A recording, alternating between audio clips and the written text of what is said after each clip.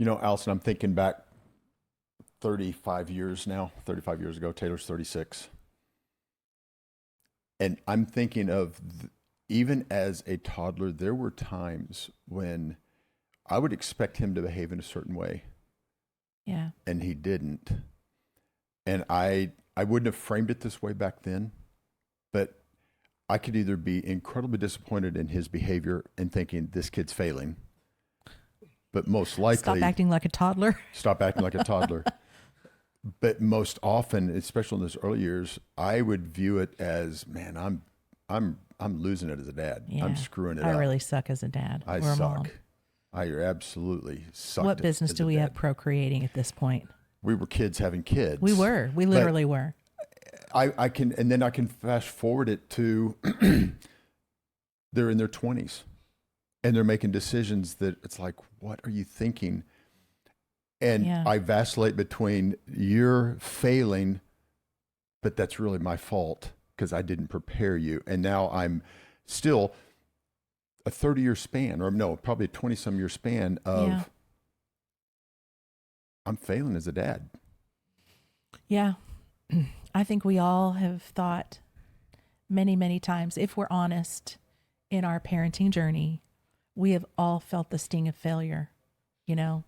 And, many times I think for me personally, my expectations of what I expected to happen, did I pray? Did I consult the Lord?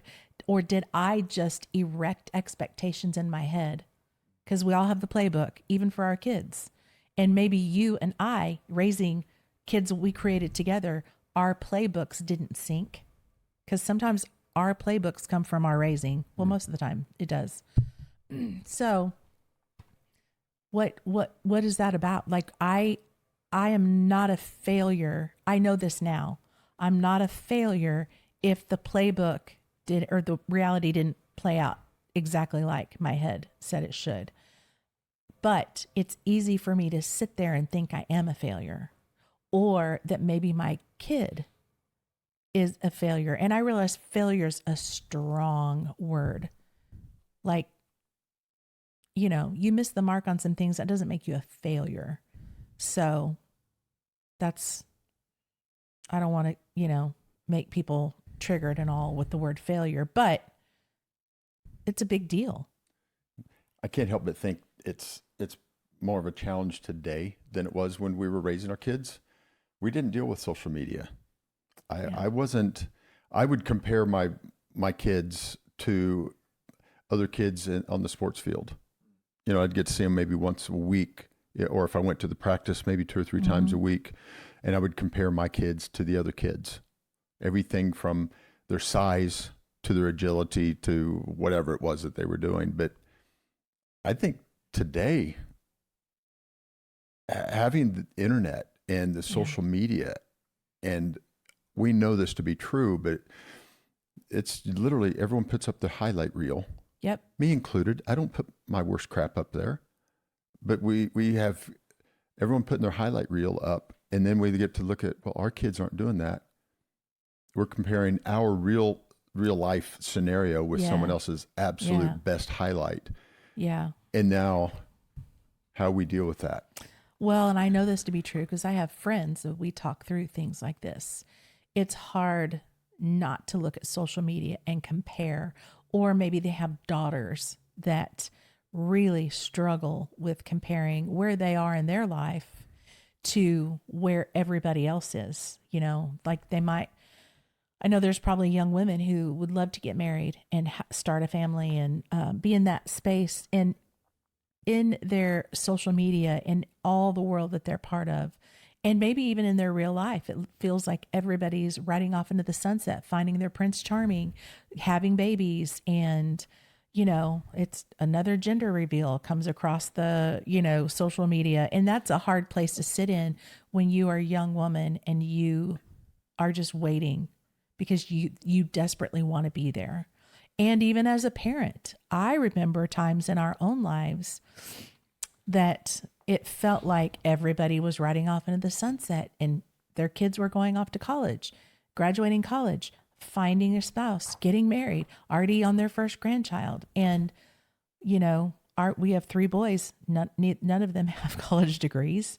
That's fine. Like that wasn't a hill that we chose to die on. And they do very well. They don't, they're supporting themselves. They make great money. That's not the issue. But if I had let that be an issue back then, I could have really gotten, twisted around the axle on that one, and that would have been that would have felt like a failure to me. If my value was in a college degree and my kids were quote unquote college dropouts because they went to college for a little bit and then just decided, it's probably in the path for me. Hasn't hurt them, hasn't hurt me, but my value wasn't in that college degree. So thankfully, that didn't bother me. But I did feel like, well, we don't have one kid married yet. When I was seeing people with their kids, getting married and all, we waited 7 years for a grandchild. It's fine.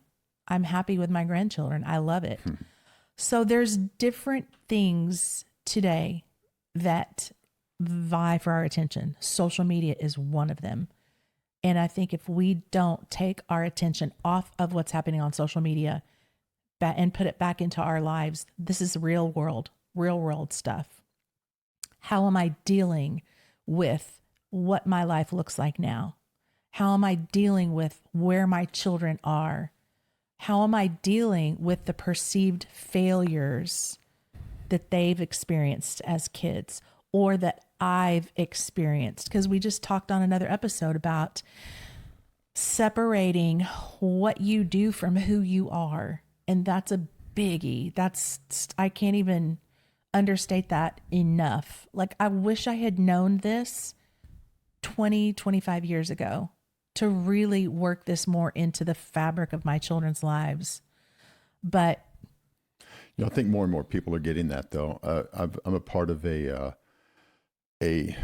cigar and whiskey group that they meet. No. I know, right? How can you be a Christian and smoke cigars and drink whiskey? I failed.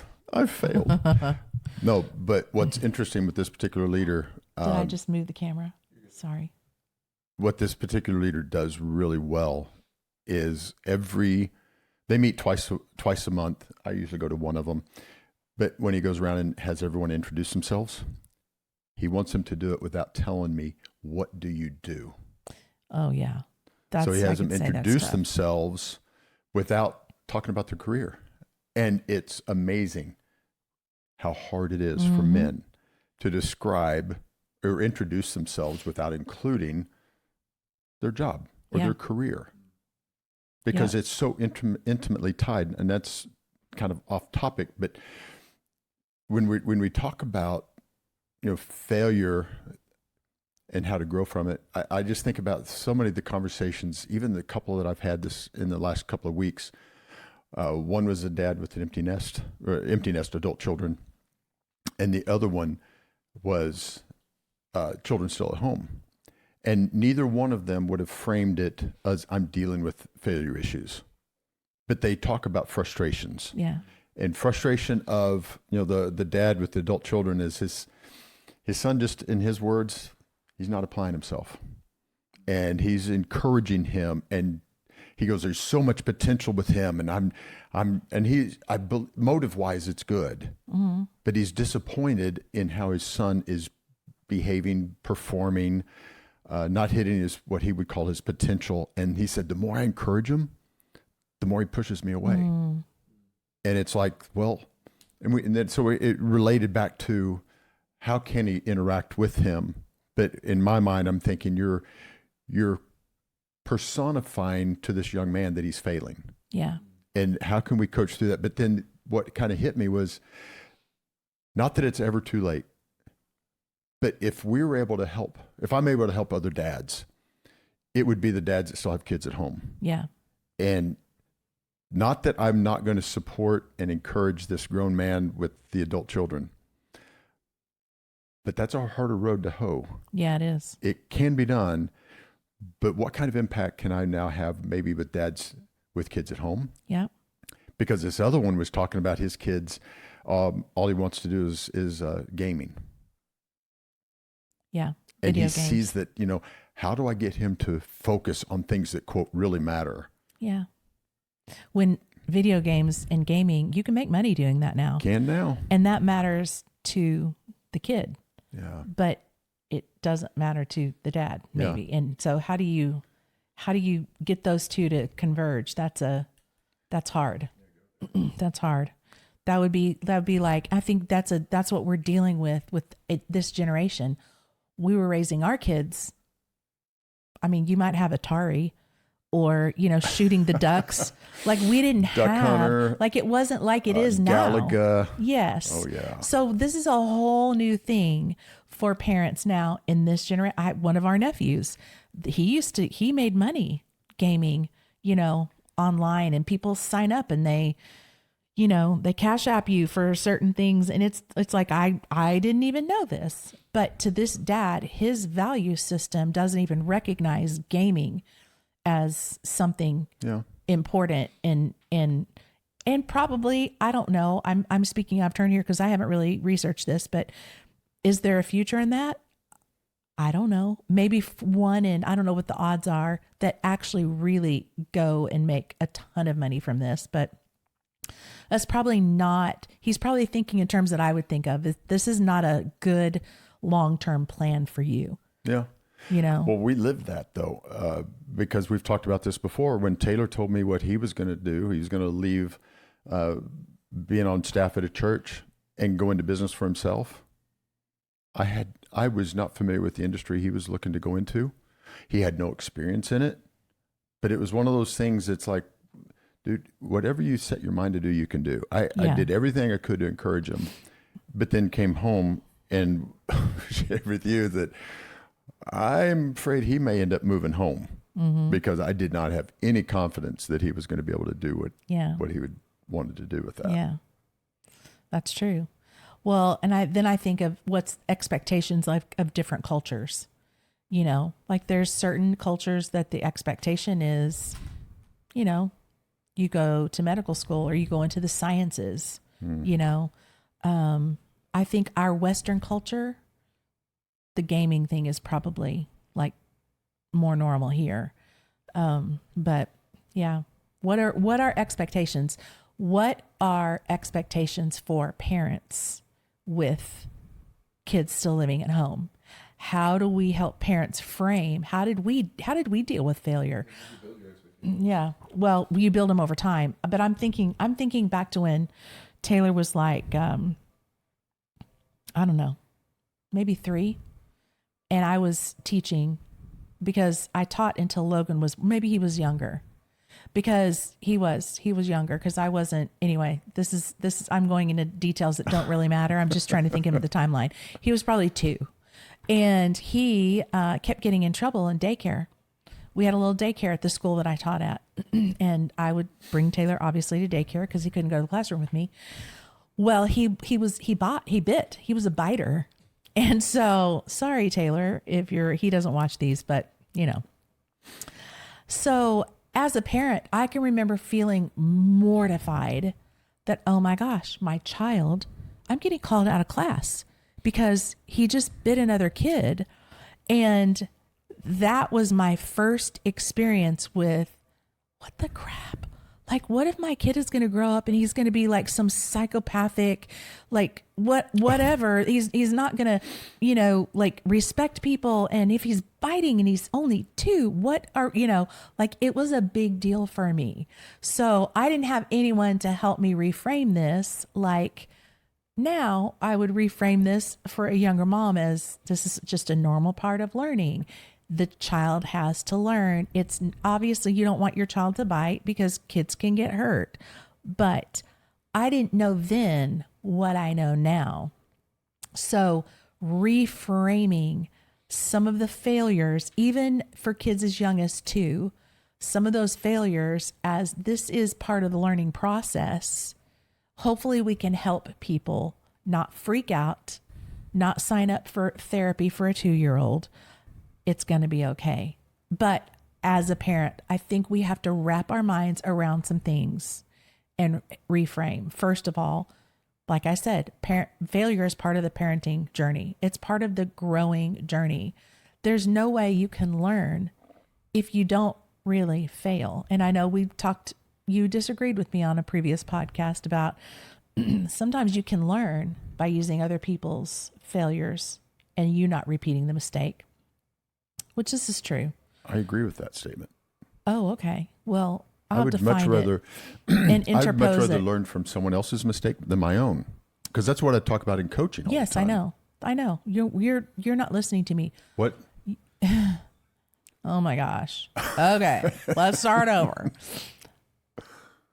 Failure is part of the journey. Yes. You can't learn.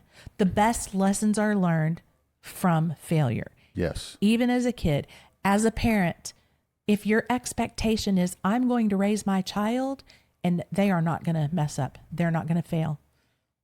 Well, you're setting yourself up for a big fat dose of not fun reality, because your kid's going to make mistakes. And then how you deal with your kid making that mistake is going to really be the paint on the canvas for how is my child going to deal with this. I want my kids to know that you can fail. It's going to be okay. We can recover from this. It's not going to be the end of the world. So realizing that failure is part of the journey, I had to realize even as young as Taylor being 2 and being a biter, like this is the only way he's going to learn. Is he still biting people today? No. Not that we know of. He learned his lesson. So it wasn't the end of the world. But in my limited view, when he was 2, it felt like the end of the world. And as a parent, I took that on personally thinking, wow, I haven't done a very good job teaching him how to be kind to other kids if he's biting the other kids in his class. Well, wrong frame, because then I'm taking it on myself. It's not about me. It's about teaching him. Can you think of what happened? Like, can you think of something when they were young that you struggled with and you were like, oh my gosh, what happened? Like, this is a big deal. No. You can't? No. Okay, moving on. I mean, Peyton caught himself on fire one time. But see, that they're older. But see, that's They are great older. lessons. I think when they were really, really young, you definitely spearheaded that. Yeah. You really did. And I did not worry at all about him biting. It just wasn't an issue. You didn't have to deal with it. You weren't the one getting called off of a conference call because your child bit. That was humiliating. Are you okay with this? I'm okay with it. You've dealt with it? That's why you didn't get, messed up about it, because it didn't affect your life. I knew he was going to be fine. I mean, how many 30-year-old Let's be biters are honest. still out there? Well, we're not even going to talk about that because Okay. that feels like it's going to go into a direction we don't want it to go. No, but I think talking about Peyton catching himself on fire, that was at the age he was junior high, probably. Probably, yeah. Because at that age they're starting to figure some things out. But they're testing boundaries. And if we were to be a parent that doesn't allow them to test boundaries, we might as well put them in a bubble, Right. and prevent them from ever making a mistake. But and I do agree that the greatest way to learn something is through a failure, through a mess up, what we often call trial and error. I would much rather learn from someone else's trial and error, but sometimes it just doesn't land the same. Why is there so much angst then within us parents when our kids fail? Great question, and I think it's because it's not framed correctly. Okay. I think that we don't understand, and we've even talked about, do parents even have the framework of my child failed, therefore I feel? I don't think they use that framework of failure leads to feeling a certain way. I think it's they didn't meet expectations, didn't meet objectives, didn't represent me well, therefore I feel bad. But for the context of what we're talking about today, that's where I love the just framework of failure. It's an opportunity. And we've got all these things that we've talked about. I've used it in business for years. I would love to be able to take it to the parents. We've talked about the gap and the gain in the past. Some child who lives in the gap, it's because they never measure up. But if we frame that correctly, that not measuring up, what do we do about it? What can we learn from it? We begin to twist that little potentially negative experience into a recognition that, okay, now opportunity is there. If we take it all the way back to Bible days, there is a context around whenever something bad happened to the family, they honestly believed that blessing was coming. Romans 8:28 says, everything works together for my good. So there was a context that these families, that when something bad happened, they honestly believed that God was going to bless them. That is, to me, how do we reframe something that didn't go well? Mm-hmm. If we truly believe that everything works together for our good, okay, what your child just experienced, it's going to turn out good. Yeah. What your daughter just dealt with the mean girls, it's going to be for her good. Yeah. But we as parents, I think it's our responsibility to help teach them, help to train them. Yeah. That, just because you didn't make the basketball team, how can we use that for your good? Yeah. Okay, you failed a test. How can we use this for your good? Most of us, when we were there, we didn't look at okay, you failed a test. Yeah. Okay, this is going to be for your good. What did we do? We jammed it down their throat that they didn't prepare, that they didn't study, that they didn't work hard enough. Back to what you've talked about before. Try harder. Yeah. Well, and I even think in terms of behavior, there's been such a big shift from when I taught school to now, like even with when our kids were in school. The kids, if a kid misbehaves or is disrespectful in a classroom or just gets in a fight or whatever, instead of a lot of times, and I've been in situations where I've noticed a parent, because I used to teach junior high, a parent will always, not always, but in some of these cases that I'm thinking of when I was teaching junior high, they would blame the teacher for a kid maybe not getting a good grade, or if there was an altercation between two students and the parent got called in, there was a reason. Like it couldn't have been, this mom and dad's precious child that was an instigator.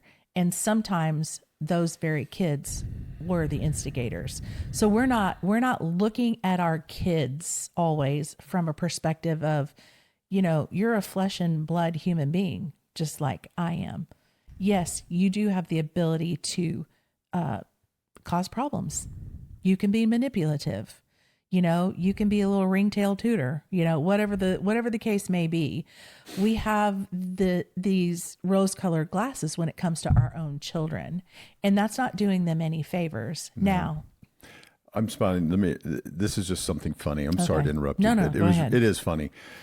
Saw it on social media, which we're just talking about how social media is not great, but there's this little boy, and he said, my mom and dad said I can be anything I want to be.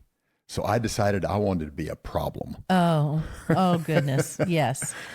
Yeah. He's going to be a problem. He can be anything he wants to be, but yeah, back to you. Well, no, I was going to say, looking back on our raising our kids, especially as they got older, if I could do things differently, because I was in the camp where I pretty much, I'd be the first in line to kick their tails. Mm-hmm. Probably to a fault. If I could go back and do things differently, I think I would stick up for them a little bit more. And I'm thinking of certain situations once we moved back to Missouri. I'm thinking the exact same ones, and it was tied to family. But yes. Yeah, we did. We could have definitely stood up for them more. Yeah, but I think that you've got one end of the spectrum or the other. You've got parents that wear the rose-colored glasses. Their kid can never do anything wrong, and maybe you're a little too hard on your kids, and you they get blamed for everything. And I think, again, we talked about the tension, living in that tension. There's always a good tension to live in between two extremes. But expect your kids to fail. Reframe failure. Just because a kid gets in a fight or has a behavioral issue at school, that doesn't mean that that person is bad. I think talking through a situation and expecting your child to be able to apologize and own their behavior is a key, you know. That's important for any kid to learn, you know. And that's we don't expect our kids sometimes to do that. Because if we recognize that our kid has the ability or the capacity to act like this, then what happens is it hits too close to home for us.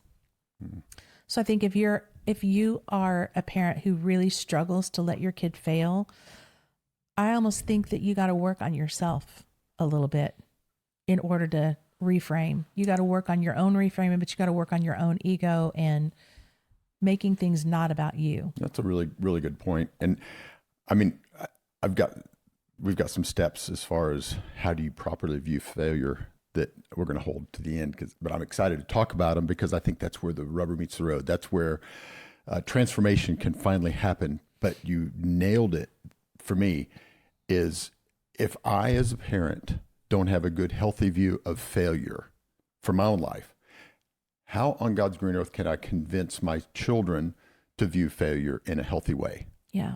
It's to your point, it starts with us. And what's the root of us not viewing failure the right way?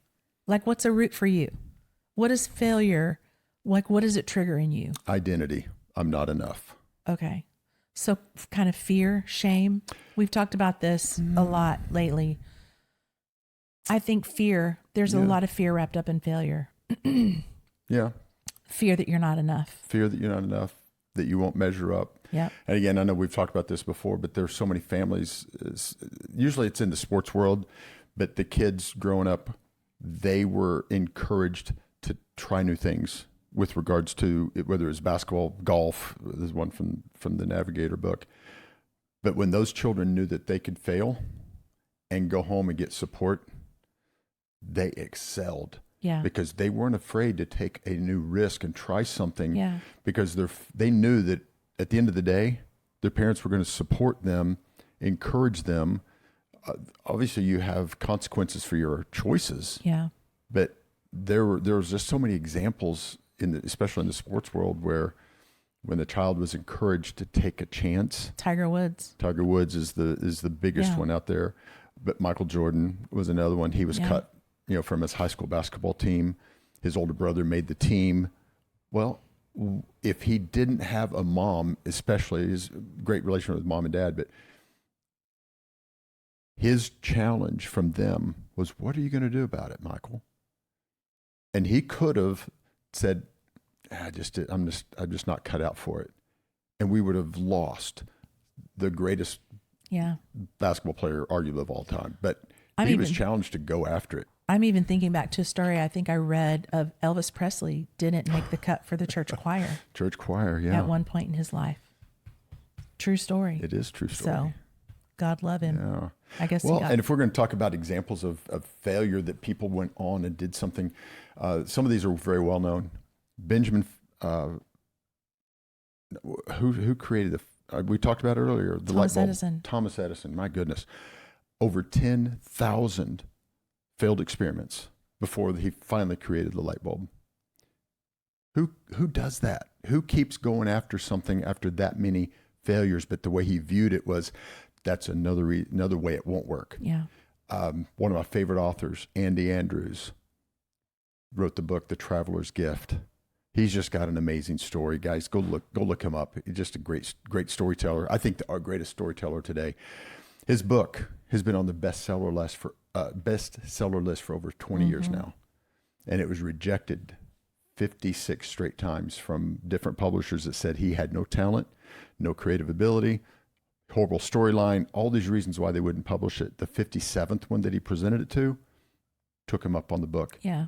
And it soared. So how do you view failure? Yeah. I think that's really what we're talking about is how can we help, even if it's an adult child at this point, how can we help them view failure from a healthy perspective? Yeah. But going back to where we can have greater impact is when we're dealing with children still living at home. Yes. But even then, I'm coming back to what you just got through saying is it starts with mom and dad. Yeah.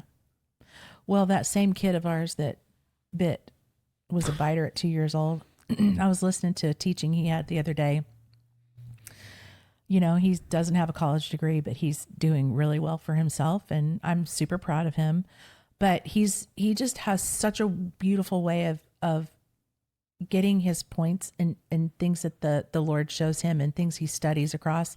But in one of the things that he was talking about really resonated with me. He was talking about failure, and he compared it to like inoculations. Like, what do we do with our kids? We, you know, they get shots to inoculate themselves back, you know, when like polio. Let's talk polio. A polio vaccination or inoculation would inject a tiny bit of that polio disease into your body so your immune system would jump up and get it. And so then when you were exposed to that, if somebody had it around you, then you wouldn't get the full on, you know, disease. So he talked about we view failure as an inoculation with our kids. Little doses of failure inoculate you for the times that maybe, because, you know, there are big failures that happen. Mm-hmm. I don't think any of us can outrun certain things that happen in our lives that we can view as like, oh, this is a big doozy, you know? But if we have not inoculated ourselves or helped our children to be inoculated against failure, big failures, by letting them experience little failures, then that is not a good thing. And that really helped me think, wow, you know, even in my own life, I don't think I've ever viewed a failure that way, but it's actually true. Like you and I in our own marriage, we've gone through some things that if we hadn't gone through smaller little things and what we viewed as failure, the big things would have taken us out, you know? Well, we're doing our kids a misservice, a disservice, if we don't help reframe those things to them. Agreed. So, mom, dad, don't freak out. Don't freak out when you get a call and you got to go pick your kid up from daycare because they're biting their classmates. Don't freak out if, you know, your son gets in a fight on the playground and, you know, like there are, yeah, you don't want that to happen all the time, but let's reframe this in the sense of we're okay. We're going to be okay. I think how we react to it is the biggest thing. So what do you think? Can we move into the points? Man, I'd love to. Okay. I wanted to start there at the minute 2 mark. Oh, okay. Well, we've talked about failure part of the journey. That was one of our first ones, right? Reframing it. What's the next one? Well, you have your 5. Oh, you added to it, didn't you? I did. See, this is what happens when you co-host a podcast. So, okay. So go ahead. And I can add color to your 5, and mine will come somewhat overlap, but mine are more things that I've actually taught within the last week with other dads. So that's all it was. Well, a second thought is you can learn to own your failure. Like as a parent, I have had to figure out how to own certain perceived failures. And I use the word perceived because not everything that I thought was a failure was an actual failure. Because sometimes we're really, really hard on ourselves. And I think I've told the story before about saying something to one of our kids that I will never, ever forget, just in a moment of just sheer frustration because 3 little boys, sometimes just my life was like, it was a lot at times. And I worked really hard on keeping myself calm. So I didn't always react out of frantic, you know, stress or whatever. But one day in a weak moment, I made a comment to one of the boys that I have regretted for so many years. And I have apologized and apologized.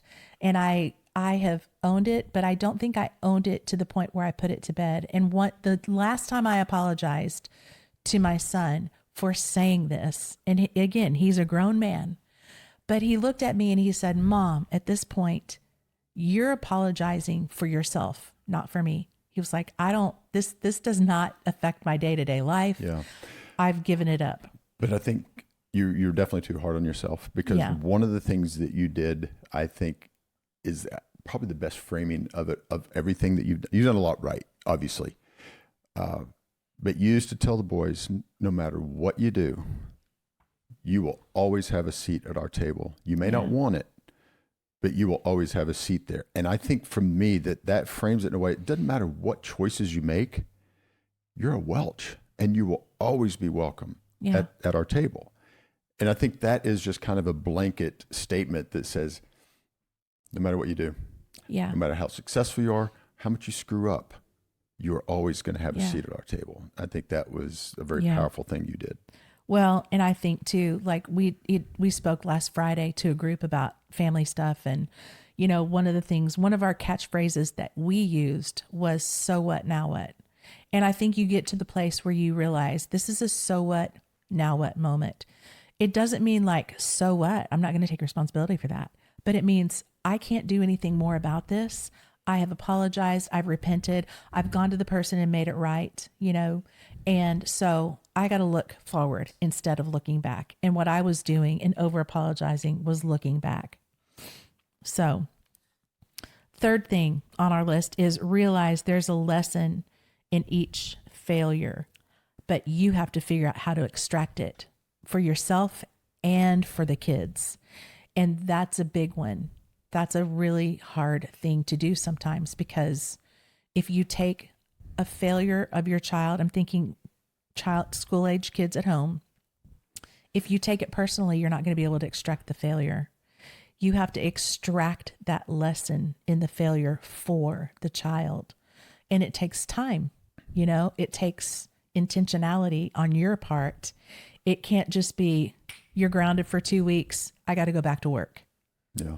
There's not a lesson in that. Right. There was one of the dads with the adult sons, and he had an interaction recently that didn't go well. And on the business side, I have an assessment format that I teach my business owners, and it's a combination of what's called a pre-mortem and a post-mortem. And I got it from the sitcom House. Do you remember House? I do. And they always used to do a pre-mortem, post-mortem, but they did it from the health perspective. We did it from business. So I introduced him to the concept of a post-mortem. He'd never heard it before. But it basically is asking yourself 3 questions. What went well? What could have gone better? What will I do differently? And that brings it back to your point, is if I am aware of how did the conversation actually go, then we can begin to address some changes to it. But too many times we'll have an interaction and we just go on about our day. And in our heart of hearts, we know that didn't go very well. But if we don't think about what went well, what could I do better? What will I change? Guess what's going to happen on the next conversation? The exact same thing. Well, here's key for that is we oftentimes don't do that for our child because we're processing it with our brain, with our, however old we are, you know, we don't get on their level. And I think it's really important to get on a kid's level and realize they're probably not thinking through this like I'm thinking through it as an adult. And that's an area that I think as a parent, I would do a lot better, is get down on my kids' level and try to take the time to help them explain. I feel like I probably had more time to do that than you did, but you know, you framed it from a perspective of getting down on the level because we have a minor child. Yeah. Think about a 50-some-year-old dad. Doesn't it make sense he wants to get down on his 24-year-old son's level? Yeah. It's still the same framework, but it doesn't matter if they're a minor child or they're an adult child. That's because true. they're still an adult. But at 50-ish, you're thinking differently. Your life experiences are differently. Oh, so different. So why not also take that same analogy and, okay, what did my 24-year-old self need? See, you extracted the lesson out of this. Well, thank you. Yeah, you're welcome. You're going to keep me around? I am. Okay. Next one, realize you can fail forward And this, obviously, John Maxwell has coined this phrase. He wrote a book about it called Failing Forward. And I know you're a huge John Maxwell fan, but he talks in his book about using a misstep or a failure as momentum. And that was kind of that's hard to wrap your brain around, because our generation, we're so used to viewing a failure as pushing you backward.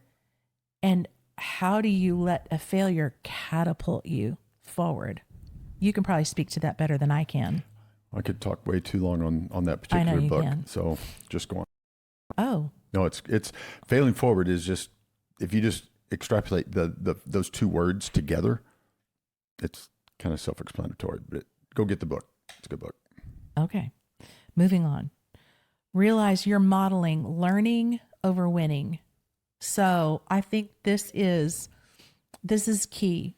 Like, figuring out when your kid fails or when you fail. Like, I want to really capitalize on what we can learn.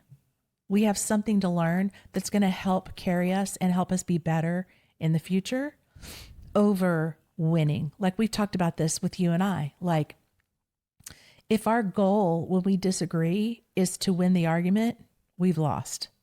Mm-hmm. Like, there is no winning. It's true. But if we don't learn from something, if we don't learn how to really hear what the other person is saying, then that's horrible. All we're going to do is we're going to set ourselves up for probably a lifetime of disagreeing and fighting. So helping your child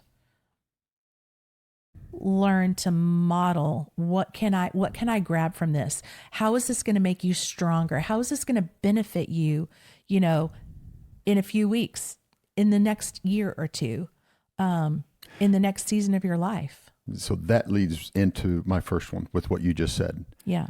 Failure sharpens resilience, grit, and adaptability. Yeah. If we want to have resilience, that means we've been faced with a certain amount of adversity. Resilience will only come as a result of things not going as planned. Yeah. And we've talked about this ad nauseum.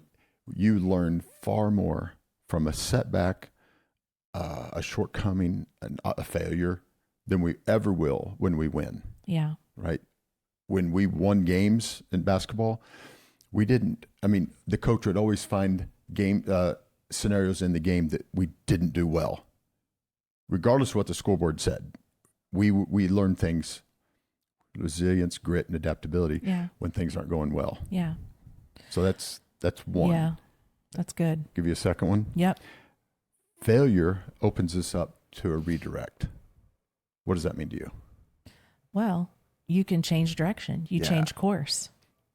If we aren't faced with things that don't go as well as we expect, we have a tendency to keep going the same way. Yeah.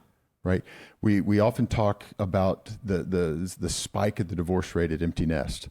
And it usually is because there's not been any major blow-ups, no major explosions that would cause us to have this wake-up call and say, oh, you know what? Things aren't going well. No, the problem with it is things are going okay. Mm-hmm. There's no spotlight being shined on an area of our lives and our marriage that is identifying that we're slowly drifting apart.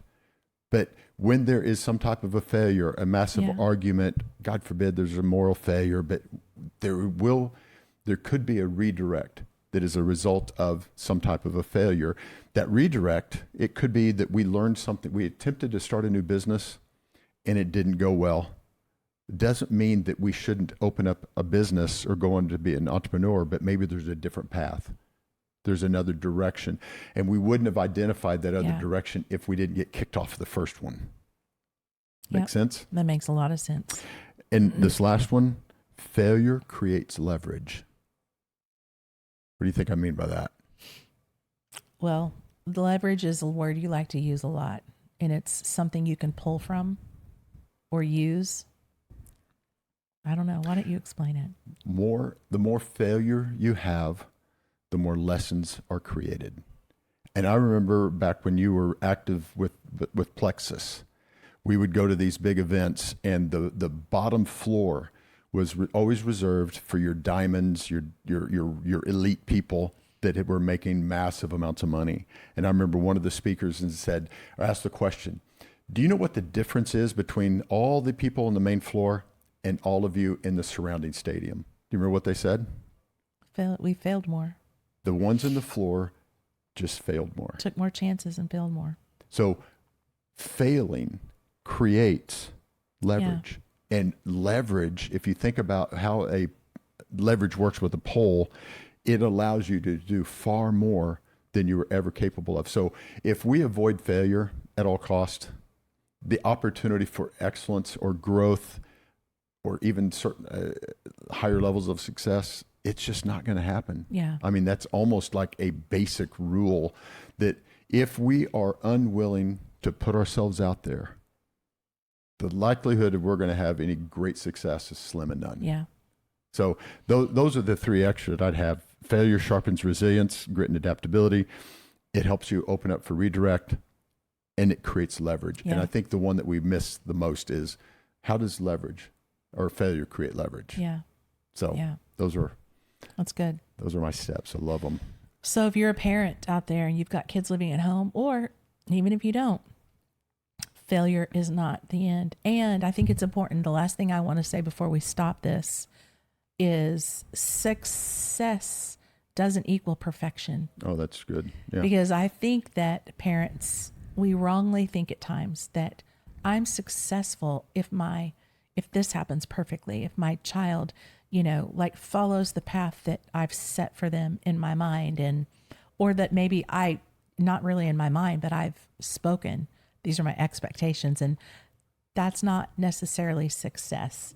Is it a less bumpy road if your kid would just do what you said? Maybe sometimes, I don't know. We didn't have kids like that. No. And we don't have a marriage like that. It's like, if you did everything I said, we make jokes about it. That would make life pretty cool, but it'd also make it pretty boring. It'd make it pretty cool? Yeah. Oh, so cool. That would not be fun at all That's for why me. I finished it up quickly, is it'd be very boring. Yes. But I guess my final thing that I would say is to the moms and the dads is and it's going back to what you'd said 20 minutes ago. If we really want our kids to understand how they can grow through failure, we as parents have to model that. Yeah. And to model it, honestly, we have to buy into it. Yeah. When we buy into it, then we can begin to live it out. As we begin to live it out, it makes it so much easier to communicate to our kids. Yeah. But to definitely help them understand that as our kids learn to deal with failure in a healthy way, that's going to be able to launch them out into the world significantly better. Yeah. And if that's our motive for not only our podcast, but even our own family, our grandkids, this is a huge lesson. And I don't think, again, we've talked about, do parents sit around and talk about using the word failure? What can we learn? I don't think they do. I don't think that that's the actual language that they would use. But if our children aren't meeting expectations, or they're not meeting up to their potential, then what can we do to reframe it to where whatever word you choose, we help them understand that is the raw ingredient for massive success. Yeah. Before we leave this, what does success mean to you now as near 60-year-old? Oh, success to me in relationship to my kids and period. What does it mean? Oh to you? gosh, that's like asking how many. That's a huge, loaded, giant question. I will say in relationship to what we normally talk about with empty nest and all, success to me looks like having open and honest relationship with my children. Yes. That's, to me, that is it. Is it perfect? No. Do I have to work on my reactions and responses in my own mind and thoughts, and to everything that happens around me within our family? Absolutely. Every day I do. But it all hinges on open, honest communication. Agreed. Yeah. Yeah, I love it. So. All right. All right. Well, ciao. Well, ciao.